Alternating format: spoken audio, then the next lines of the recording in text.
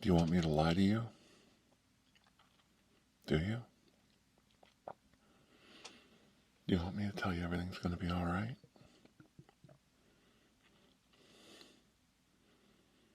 Do you want me to tell you that this is just something we can wait out?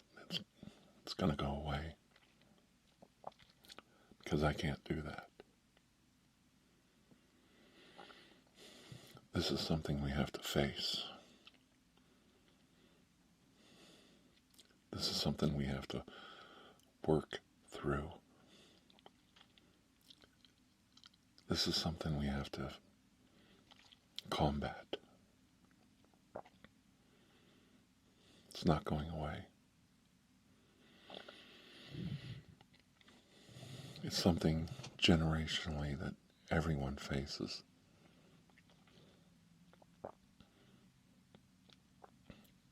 And this is our turn in the pit.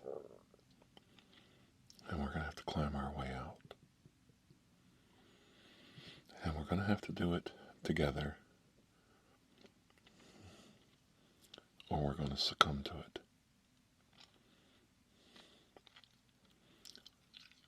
And I need you to remember what I said.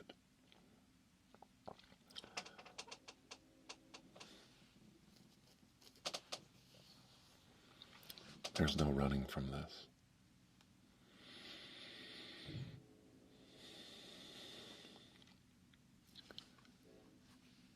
Like that train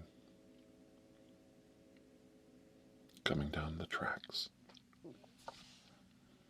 It's inevitable.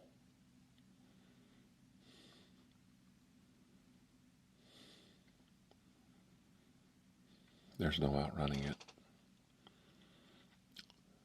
You can get around it, but it's still coming.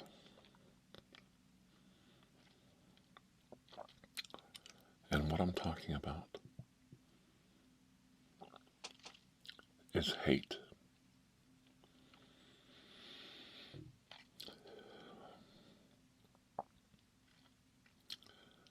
Hate is something that is constantly trying to win, constantly trying to divide, constantly trying to ruin everything around it.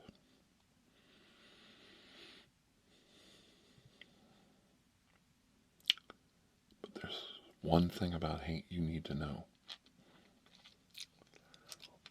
That has always played out against it. Historically and otherwise. Hate always loses. There are always witnesses. These are important truths that I am telling you this whole video. Hate always loses. The truth always bears out. There are always witnesses.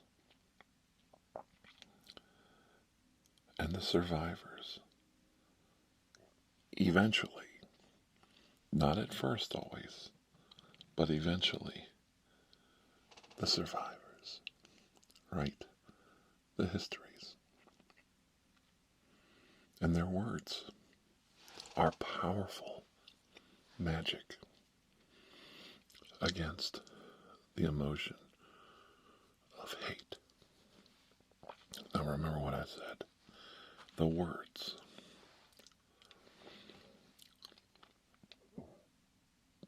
of truth that come, the pearls, the rare pearls, the rare flecks of gold that come from the survivors.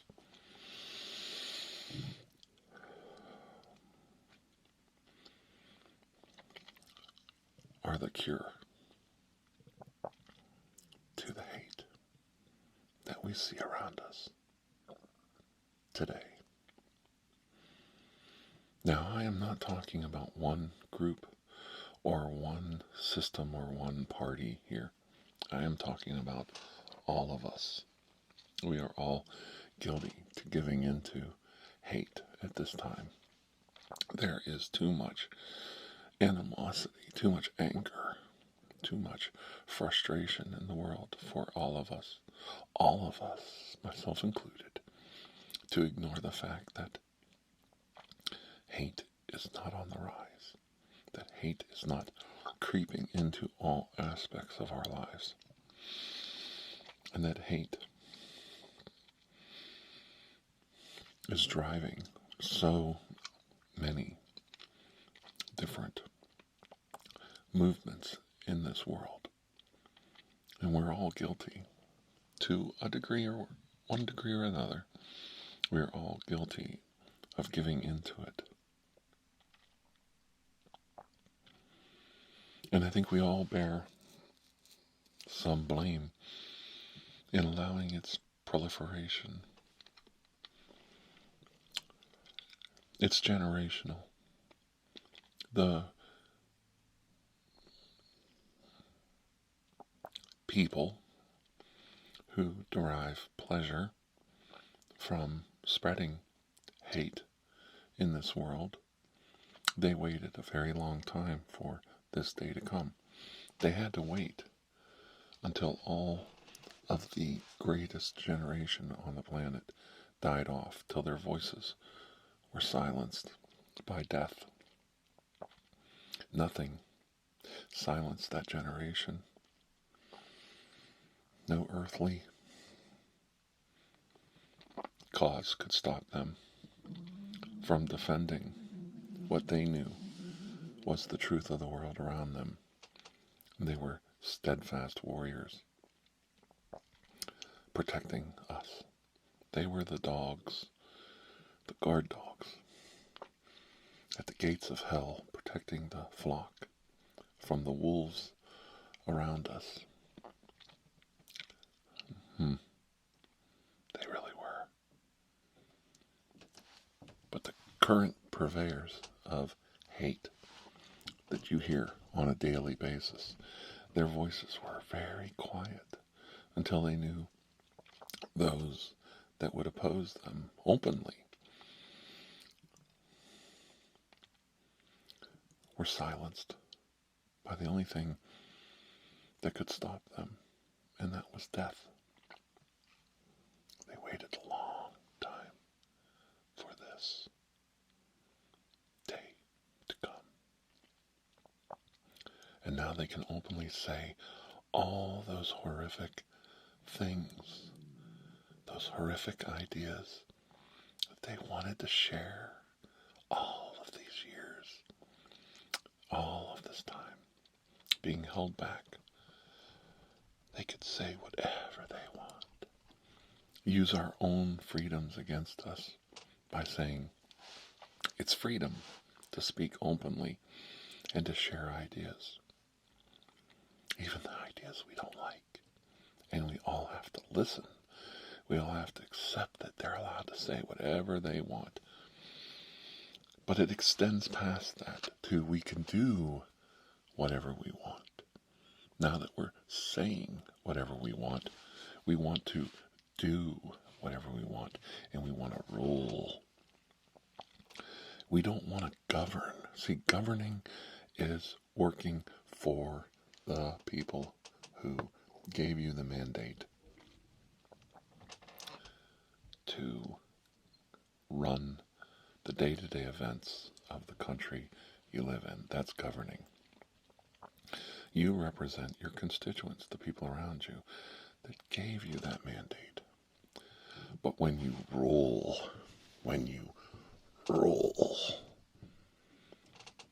that mandate comes from God, not the people. I don't answer to you, I answer to God, because I rule. And you rule with a fist. You rule over those beneath you. You rule them. You control. You coerce and you command them. You demand their loyalty or their whatever. Your this or that or whatever. You demonize all those and separate them, divide them, cut them into smaller groups so that they're easily conquered, controlled, manipulated, silenced. You must silence them. And you demand loyalty. You demand subservience because you're being ruled. You're conquered. And those that are conquered must bend the knee. They must bow down to their betters. Don't you realize they're better than you? They're better than us. They're going to rule with a fist. You don't govern anymore. Governing, that's for civil servants collecting a pension. This is about rule. When they speak of the rule of law, I need you to know this truth. There are different rules for different people. I want to say that again. There are different rules for different people. Well, we follow the law here. Do you? Because it appears to me there are different rules in society for different people. There are different ways people are managed, different ways people are approached by our organizations, depending on many factors. And I'm trying to keep this as broadly as possible so that you'll listen. Because the minute I say anything wrong, I will be silenced. Not by you, not by the great corporation that's already silenced me. You've been indoctrinated, trained, and wired to shut off anything that goes against anything that you've been taught is correct and the way things are. If I say anything that goes against that, you will immediately shut down. You don't even do it consciously. You do it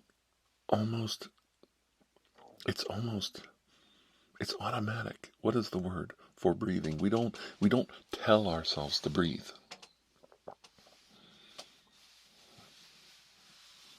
Forgive me, but my words fail me today when I talk about this. I'm dealing in 4-letter words, H-A-T-E, and how F-U-C-K we are by it.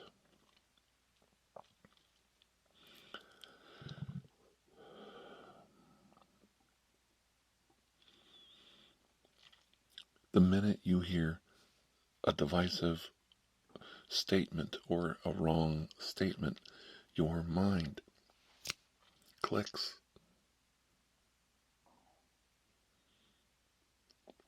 You've been trained and taught to shut it out, to shut down.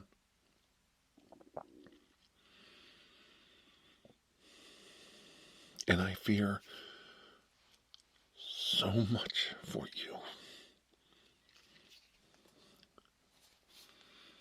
I fear that you've already decided in your mind that I'm not for or against something. And you've already shut off.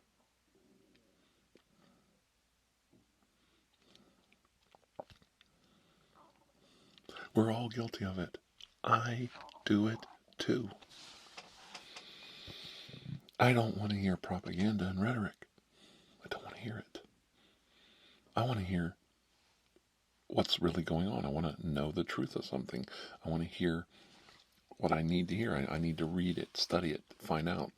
But I have to wade through propaganda and rhetoric to get to that point. And your mind just shuts it out. It shuts it off. We all do it.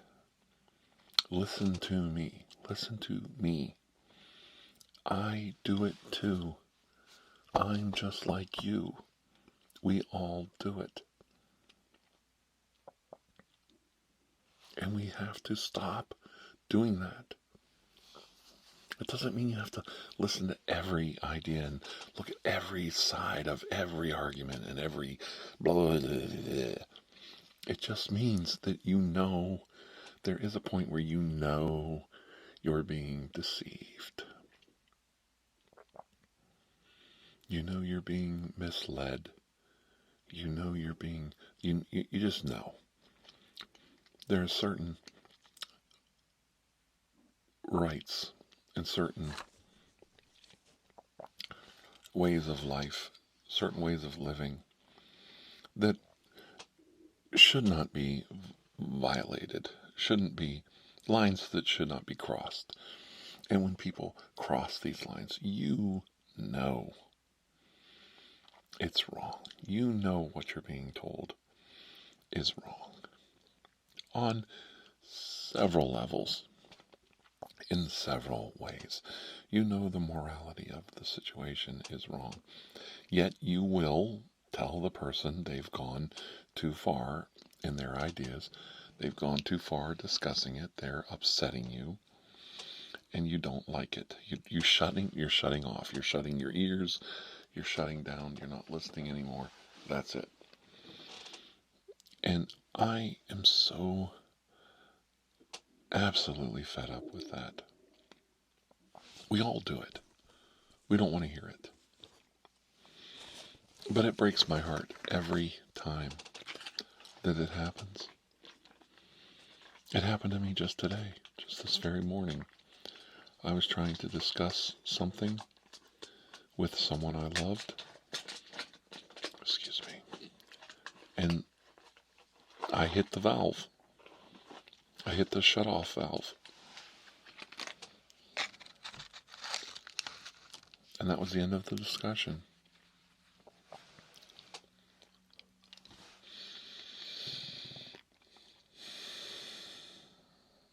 It was over.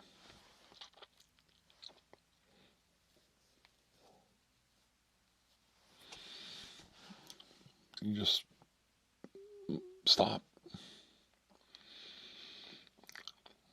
Stop discussing it because it's a waste of your breath at that point. Have you had that happen to you? I'd be curious to know. Do you feel that way in this conversation? Have I shut you down? Have I shut you off by being too one thing or another? See, if you use their language, that's why I have to be careful what I say. If I use the words of the propagandists to elicit a point, if I use the rhetoric, if I use the political jargon of the day, it immediately paints me with a brush. Now, I'm sure all of you know where I probably fall morally, politically, and religiously on many items. But that's not the point of this video. The point of this video is educating you into recognizing these things on your own, without my help, without my guidance. I had many, many good teachers in my day. From my father was one of them. My father was very, very bright. I didn't care for almost everything about my father. He was not the best dad you could have. And he was very difficult. He was a very difficult person to navigate around. And it was rough. It was rough growing up around him. So I was not enamored and worshiping at my father's feet, that he was the greatest man I ever met. Quite to the contrary, my dad was a very troubled, flawed man who struggled his whole life and had many horrible setbacks and was very, very difficult to deal with. To make it easy. But when it came to certain things in life, like knowing when somebody is trying to trick you or buffalo you, for instance, or pull the wool over your eyes, my father was pretty good about that. And he was also very good about protecting his children from that. I would like to think my father did his best to protect us. I don't think he did a perfect job. I don't think any parent does, but I think he did a very fairly good job. And my father was a very patriotic man, but he also saw through a lot of the fake, fraudulent things in the world, the fake patriot, the fake nationalist, the fake religious person. He was very, very religious, very much a believer, yet he had this very powerful anti-authoritarian, I think would be the best way to say it, view of religion. He knew that those men in those robes were men. Just men. Just men, just like him. Just like you. And he didn't trust them as far as he could see them.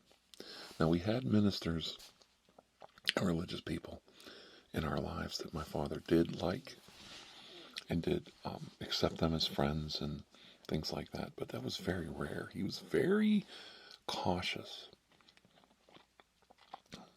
very protective of his family around that.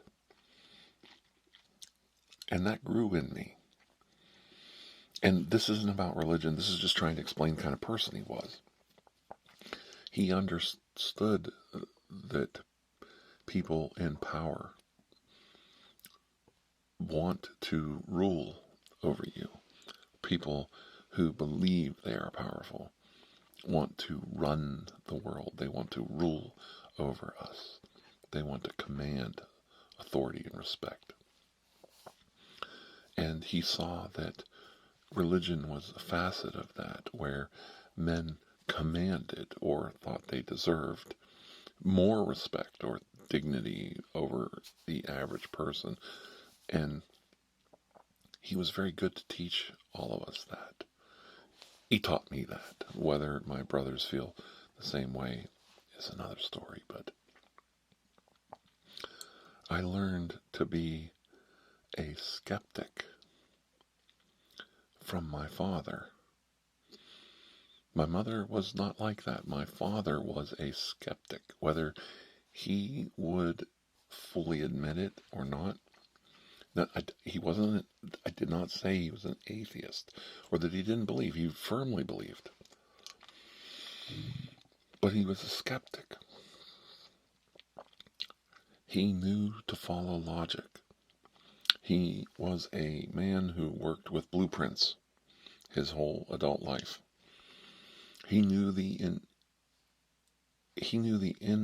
irrefutable laws of math, that numbers add up, that you respect the results, you follow the logic and the rule of mathematics, because it will not deceive you. It will show you the truth of the matter.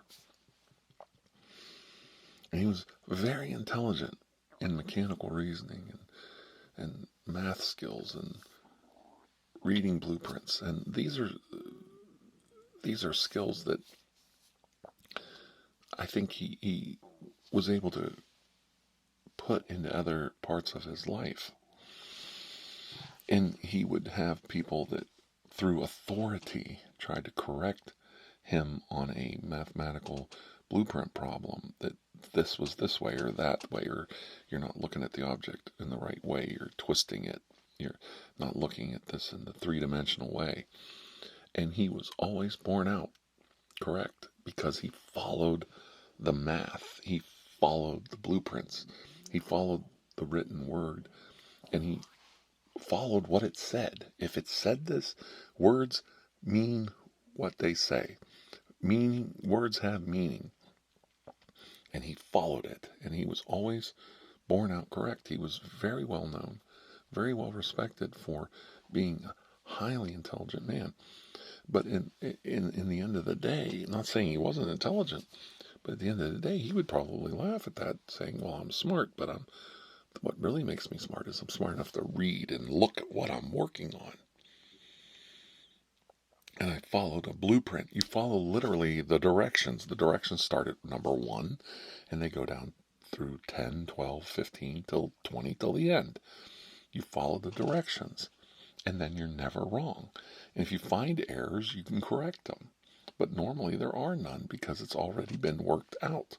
You follow what smarter men have already written down, and words that mean words. They mean what they say.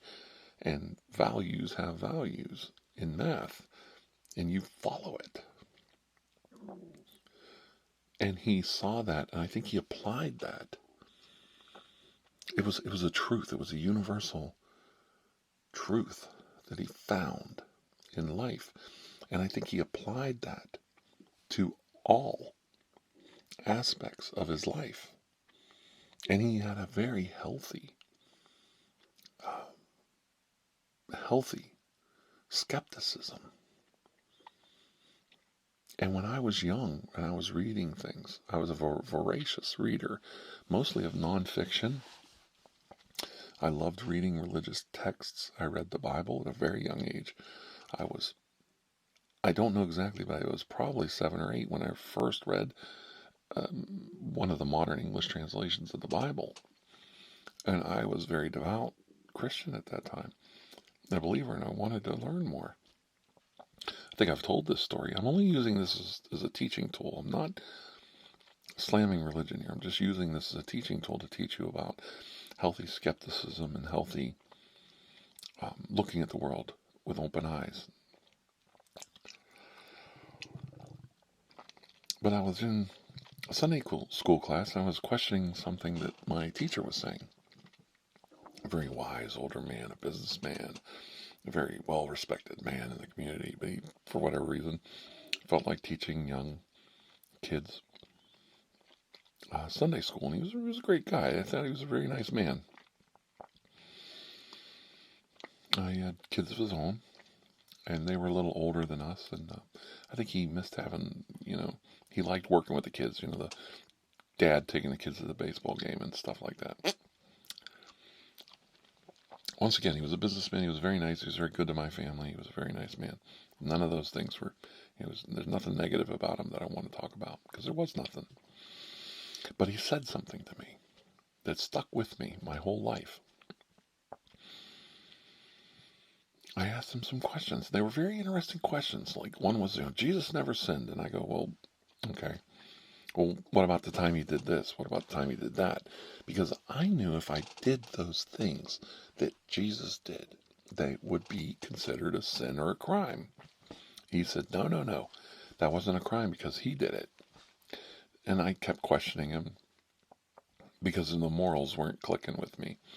And he said, look, you don't understand? Don't you understand your Bible? Don't you understand these stories? Don't you read your Bible? And he kind of shut the argument down because he got me. No, I had never read it all the way through. I read some stories, but I never read it. And I thought, yeah, he's right. I haven't read it. So, as funny as it sounds, I wasn't into adventure books as much. I loved reading historical books, reading articles in science magazines, and reading encyclopedias. I loved reading encyclopedias, just reading about things, how they worked, how things, it was all written down. You could, anything you wanted to know, you just had to look it up. I was a voracious reader of nonfiction. An unbelievable amount of things I've read about the world around me.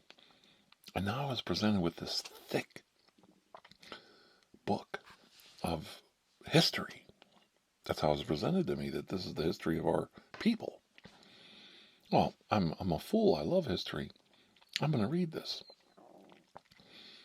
And with my voracious appetite, I sat down and I read through the Bible. Now, I was exposed to the King James Version, but my minister said, it'll be easier for you to read this one. And he gave me a book that had a few illustrations in it too, here and there, to kind of emphasize and stories and stuff. It was a beautiful book. It was basically a modern English version of it. And I tore through that Bible.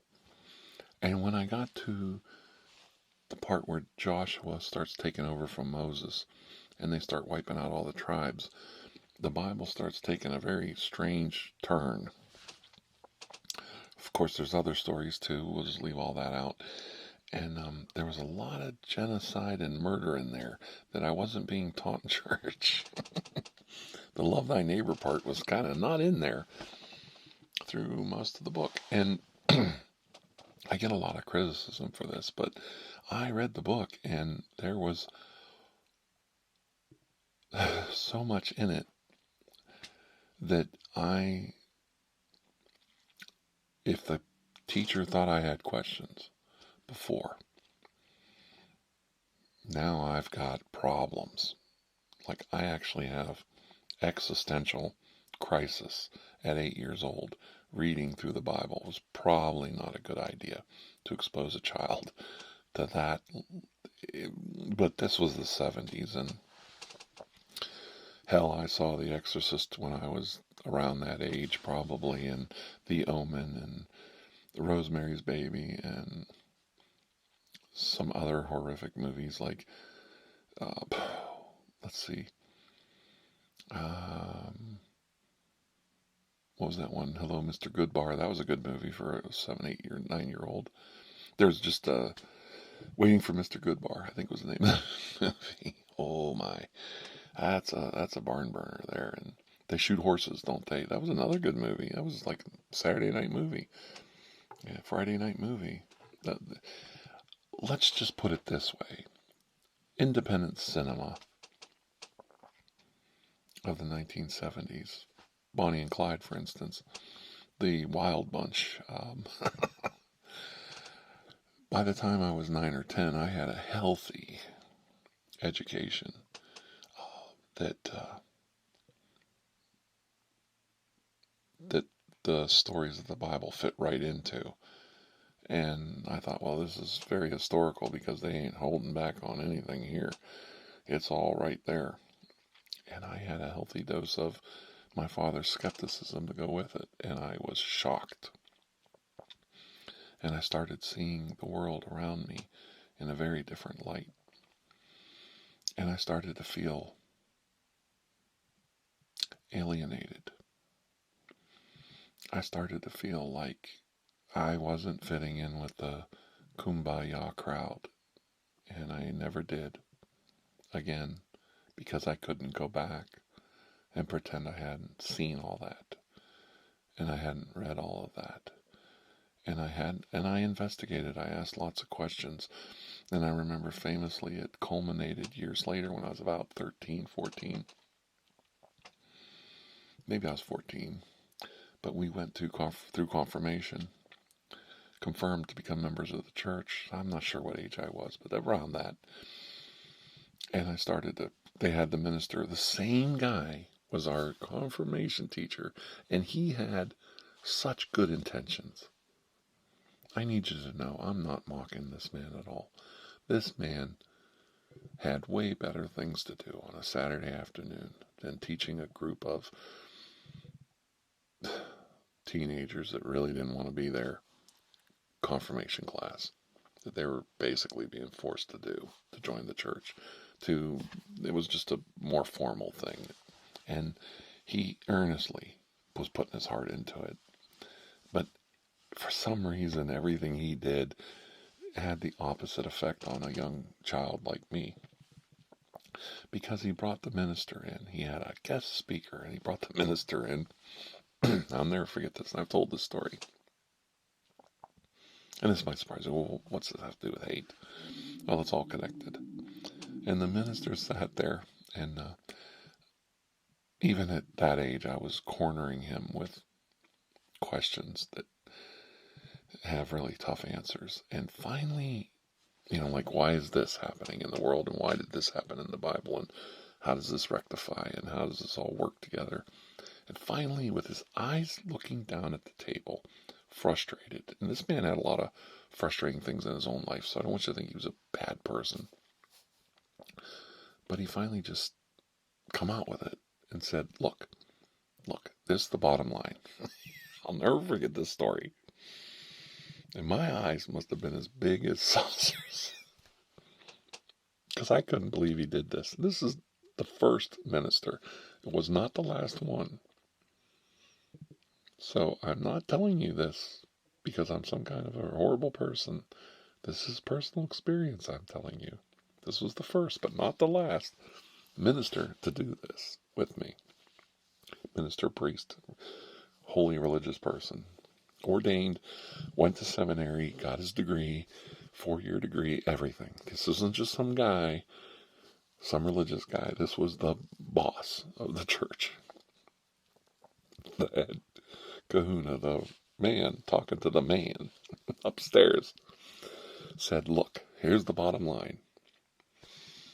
These were stories that these cavemen sat around the fire telling each other to keep everybody under control. And then as they learned and got more people around, they wrote it all down. And it's a moral stories and teachings to keep everybody going in one direction, to basically control the tribe. Now, I went home. My father didn't like this guy to begin with. I went home and I was stunned by this admission that he basically was just, okay, whatever. You take whatever you want from what he said. And I shouldn't have done it, because my dad didn't like this guy to begin with. It was just a minister that, we changed ministers every so many years, and he just didn't like this guy. I should have just kept my mouth shut. It didn't matter, though, because by then my dad was getting fed up and didn't want to go to church anymore. He believed, but he just was getting fed up with organized religion. Kind of funny that. I wonder why I turned out the way I did. But anyway, believe me, my father's a believer, because he's angry at me over the way I raised my kids. But anyway, that's another story.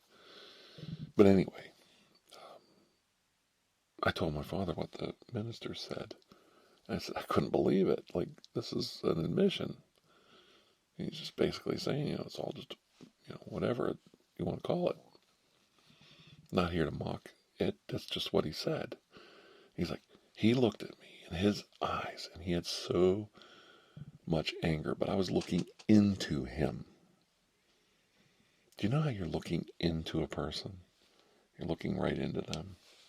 And my father looked right at me. And he said, he shouldn't have told you that. He had no business telling you that.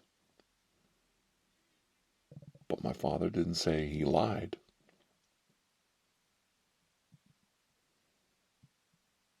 Now, my father was an authoritarian figure in my life. He was the authority.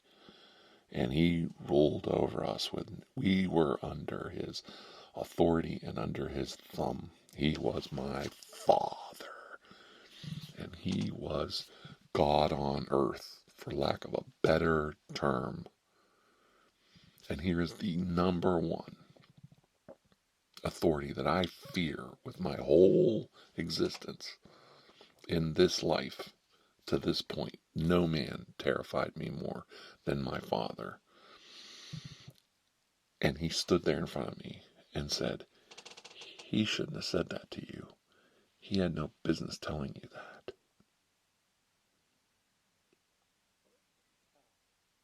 And I remember waiting for, he's nothing but a filthy effing liar, because that's the way my dad would have talked.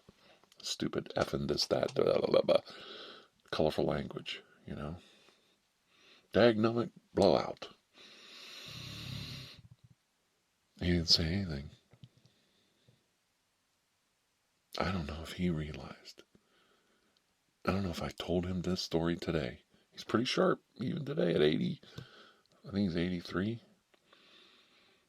I think he's pretty sharp. If I told him this and talked to him about it right now, today, I don't think he realized. He didn't say anything else. Are you listening to what I said to you?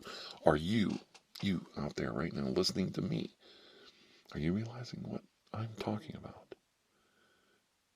He didn't refute him.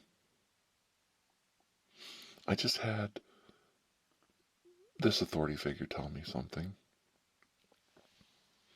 This authority figure over me tell me something that I already suspected was true. I remember. I'm a very good person under pressure and stress, and I'm able to keep focused and get through very critical emergency situations. I had tunnel vision in this moment. I remember my father's face like it was right there. To this day, 50 years later, I remember what my father looked like. The glasses he wore, the strain in the face, the strain in his face. I remember every facet of that moment. And I stood there waiting. Was he lying? Was he wrong? And because of the dynamic with my father, you didn't contradict my dad. You did not question or contradict him. Oh God, no. Oh hell no. You knew this was it, this was the answer. Stop, or you're gonna get whopped. I couldn't he's not correcting him.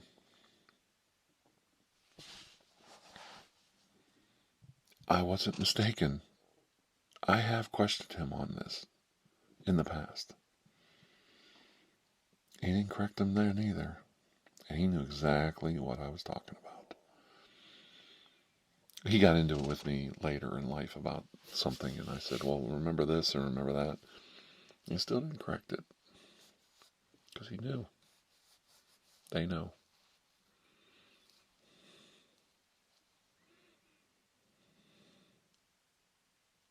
The only reason I tell you any of this is getting back to circling around. Big wide circle. You must understand the true constants, the true law and order, the chaos and order of the universe. There are constants, math being one of them, death being one of them, life being precarious and fragile being another one.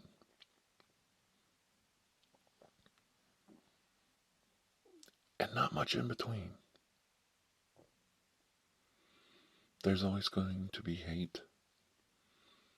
There's always going to be lies, mistruths, altered histories, altered facts that try to control and manipulate everyone. Manipulate the masses. Control the masses. Control them. Get them all going in one direction. And you need to learn to see the wires. You need to see the strings.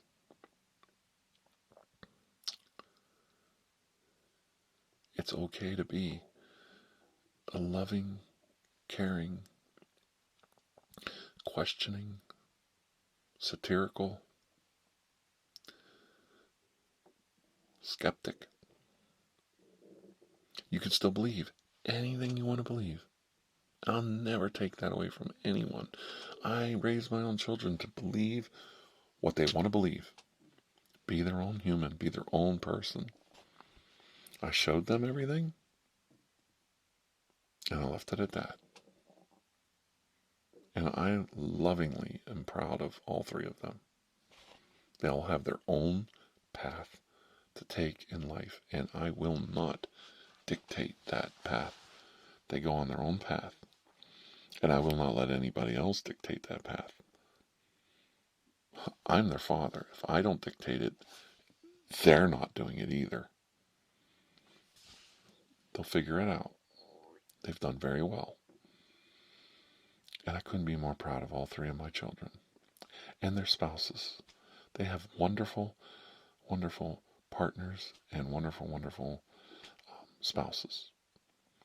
I hope that sounds right. I love my new daughters, and I love my daughter's boyfriend. He's a great guy. They're just dating or whatever you want to call it, so I don't want to ever, I don't want to say something out of turn about them. I love them all. They're great people, and I'm happy to have them in my life. And part of that is we have learned to conquer the emotion hate in our lives. Because when you go at something with hate, it will eventually destroy you. And hate will always win in that respect. But the true constant of the universe is that hate is so destructive that at the end, no matter how many times it wins, it'll eventually lose because it's so destructive. It's so chaotic. And out of chaos is born order. Out of chaos is born life.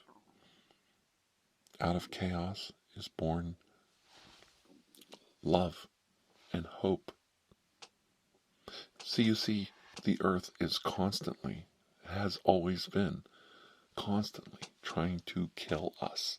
We live in a very small membrane on the surface of the earth, and in a very, very, very thin, very small area, volume of the atmosphere is breathable. Without all these tiny little things, we would just cease to exist. Not just us, the human race. All life would just evaporate from the planet's surface. Some things would survive in the interior of the planet. But if you look at Mars, you can't just land there and live. The constant battery of radiation from the sun and the cosmos around you is enough to kill you. You'd have to live underground. We barely can live on this planet, and other planets are uninhabitable for us. Completely.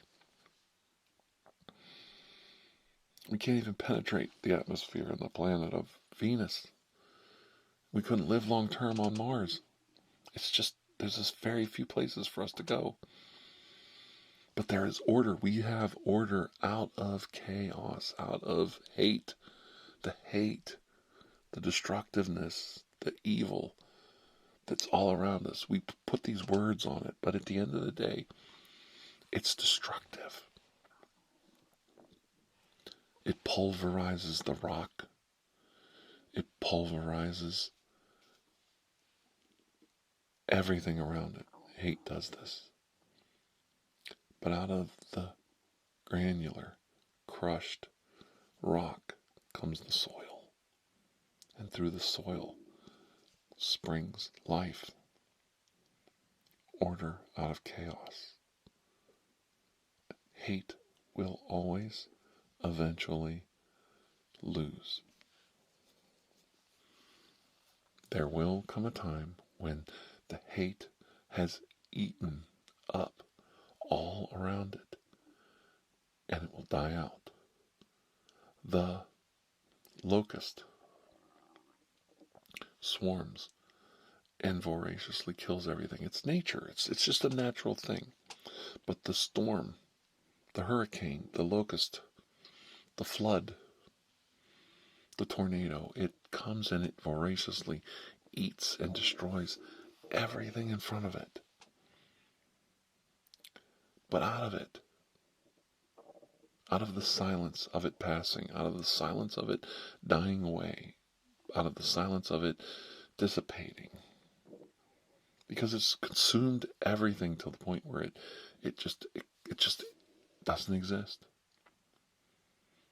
comes order, and life can grow anew. Now think about that on a level of you as an individual.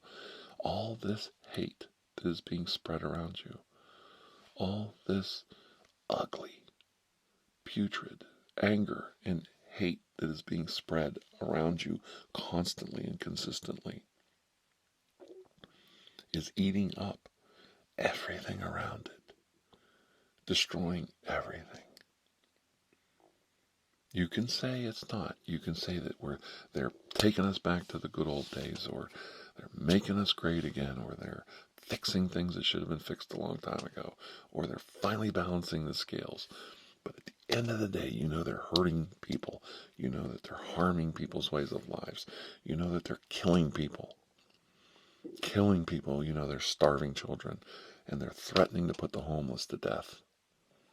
These are horrific crimes against humanity in your name. They're doing it in your name, under your vote, under your auspices, in your voice. It's saying that you gave them this right, that they're taking a mandate from God to rule and to do this. And all these things are being done. But what I'm trying to tell you is they're eating it all up. In the simplest terms, they're destroying and eating everything that was laid down before them. Generations, from almost 80 to 100 years ago, generations of men laid down all of this that is before us, all this prosperity, all this wealth, all of this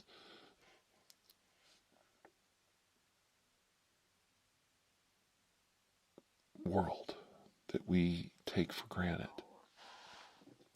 The prosperity of 100 years of development laid before us, standing on the shoulders of the giants that came before us. These men were giants in industry and economics and wealth and prosperity. And we're eating it all up as fast as we can and throwing it on the rust heap of history. And eventually, it's going to burn itself out. It's going to eat itself up. And it's going to fail, and it's going to lose. And when it does, there will be survivors. Even if you're in a room alone with a murderer and he kills you, there's still a witness. The murderer is the witness. The trigger man is still the witness. There will always be a witness. There's always a witness.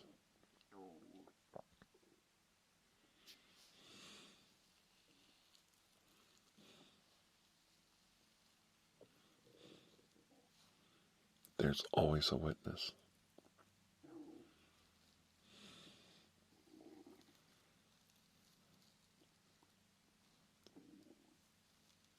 Try to remember everything I've taught you. Try to remember that there are better days, that there will be better years, that there will be better times ahead. Things are never hopeless. There will always be hope. The fact that we exist in this chaotic, dangerous universe, this universe is constantly bombarding us with energies and radiation and heat and cold, enough to kill all of us, to wipe us all off the face of the earth. In this little tiny place that we live in, this little island earth, this little oasis, protects us in this time and this place. The universe is vastly old and vastly wide and full of mysteries. One of the greatest mysteries is why we're even here. And we try to put answers onto it, and we try to put reason onto it. But the bottom line is, somehow, there perfect conditions exist where life will always spring up. And we are one example of that. And we will find other examples. It has to be. As vast as the universe is, we just haven't discovered it yet. Because we are infants, babies. We are the first creatures with the ability to interpret the universe around us. And by that, protect ourselves from the hate around us. The constant hate, eating everything up around it till there's nothing left. We are the seeds of that. That is the eternal in all this.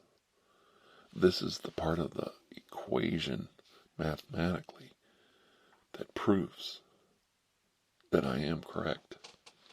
Because you and I do exist. And we can interpret it. We can understand it.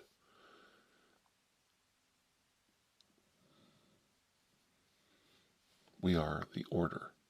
We are the order, the hope, the love that came out of the hate, the chaos around us. You are the order. That's pretty cool, if you ask me. Now you can cheapen it, or you can put your own spin on it to try to control and manipulate further. But at the end of the day, we already know what's going to happen. Eventually, death takes us all. And all these things that are happening now will pass. You can't run from it. There's no hiding from this.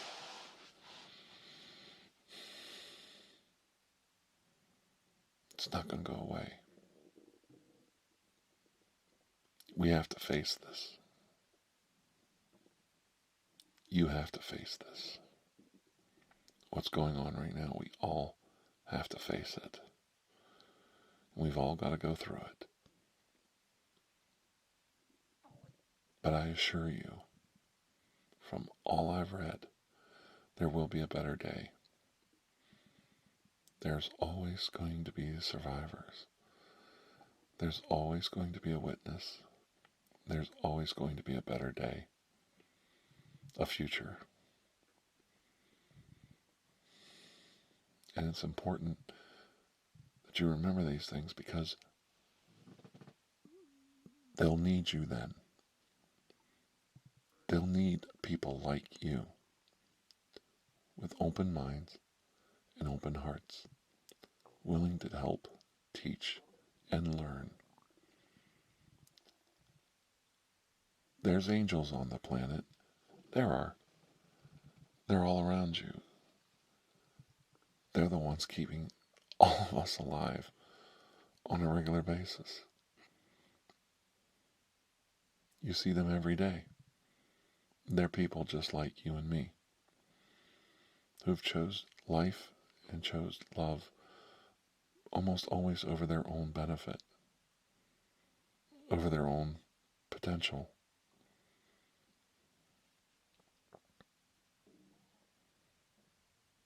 Things will improve. Things will get better. But we have a very, very ugly, hard, hateful road in front of us. Don't let it swallow you up. Don't let it take you down. And don't let it destroy who you are.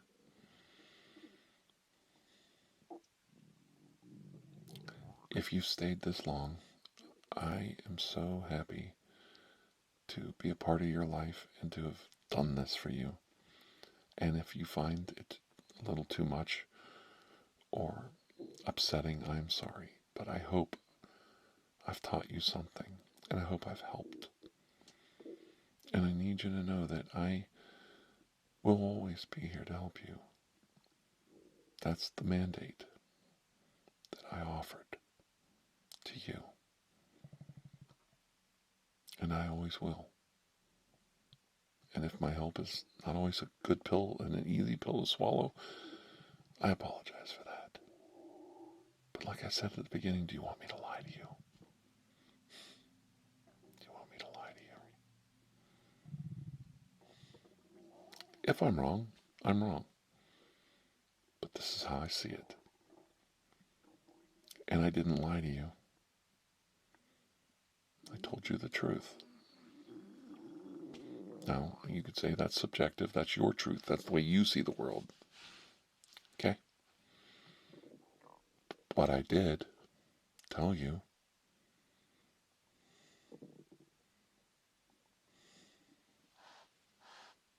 If I'm wrong, go out and prove it. No problem with that. I already know how that's going to go. You're more than welcome to go down that road. And that's a road I chose not to go down many, many years ago. You go ahead and go. And when you get done, let me know how it worked out for you. Have fun. Until then, know that I love you very much. I love all of you very much. And I care about my mission. And I care about nurturing and helping all of you as much as I can. With all my heart and all my life. And I will not give up on that. Please take care and have a very, very most blessed day. A magical blessed day. I wish that for all of you. I really do. And I know what that means.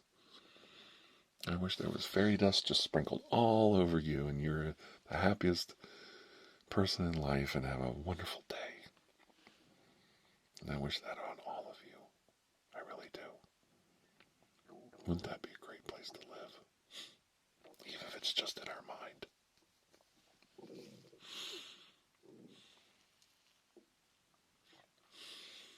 It'd be a nice place. Even for a day. Okay. Take care, and I'll see you all very soon. I have been battling a lot of odd, strange health issues that come with getting older, and I have done very well, but I've been trying to balance my work life, my video work life, and my personal life all together, and my medical life, and try to make sure I get enough rest in any given day or week. So I have been struggling with some things. I have a root canal and some other dental work getting done, pretty extensive, and I have old fillings that are just deciding to all fly out of my mouth at the same time. So I've got like 3 or 4 teeth that were originally fixed a long time ago, just completely, the fillings are deteriorating altogether. It's probably causing me some other health issues on top of that. I've heard other people having the same problem, and it's all kind of coming together at once because I had all this dental work done ages ago around the same time, so it's all failing at the same time, and it's just really causing me like a living hell. And the only reason I tell you that is that's my current like conundrum for the month of October versus the autoimmune blood disorder I had that seems to be correcting. That's a little update. And I'm telling you all that because if you're still here, you know all these things and you are worried, and that kind of corrected itself, and I might be okay there. Nothing's showing up to be the cause, and nothing's showing up that it's going to keep continuing, it might be okay. My body might have just basically went through an autoimmune response to viruses or illnesses that I had in the past, like basically attacked itself, and I think we corrected that. So, I got my flu shot, and doing great. So I'm going to stay healthy, and I'm going to be here for a long, long time doing a lot of this for you. So don't worry. I'm in good health, good care, and I'm getting everything taken care of properly. And I want you to be proud of that, because I want to be a good steward of what I have and be a good father and husband and caretaker of my audience, the friends that I've built. I don't want to lose any of that by being not taking care of myself, not being a good steward of what I've been given. And I hope that's a teachable moment too, that I was neglecting myself, and I can't do that anymore. And we have to face these things. We have to face what's in front of us. There's no hiding from it. There's no getting around it. There's no wishing it away. We've got to face up to it. You've got to go through it. We got to get it done. I have a lot of phobias and quirks to my personality that make it easier for me as a big, strong, tough guy to just ignore health issues and put it aside and ignore people asking me to go to the doctor or get myself taken care of. And that's to my own detriment. And I have to learn to face these things, as I've told you in this video for like the last hour. What a little quick, odd, teachable moment at the end. Take your own advice. Physician, heal thyself. The advice, right? And I'm doing just that because I do care. And I want to be here for a very long time. So, until I see all of you again, as I said earlier, please have a most blessed day, and know that I do love all of you very much. I care. This is so important to me. Don't give in to hate. Face it. We can all get through it. It's going to hurt. There's going to be a lot of hurt, a lot of pain, a lot of scary stuff. But eventually, it's going to eat itself up. It's going to be gone. And you're the seed. You're the survivor.